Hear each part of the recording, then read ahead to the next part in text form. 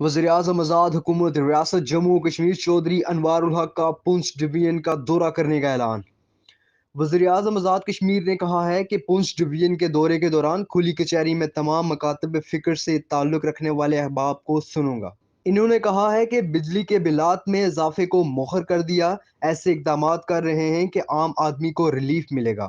آزاد کشمیر کے عوام کی مشکلات سے آشنا ہوں۔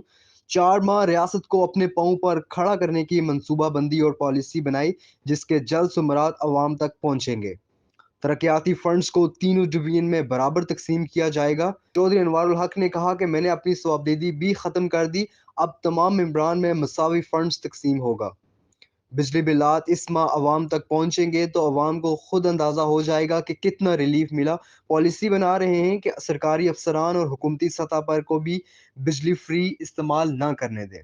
عوام کی ٹیکسز کا پیسہ امانت ہے، کسی کو خیانت نہیں کرنے دوں گا۔ جلد آزاد کشمیر میں عوام کو تعمیر و ترقی نظر آئے گی۔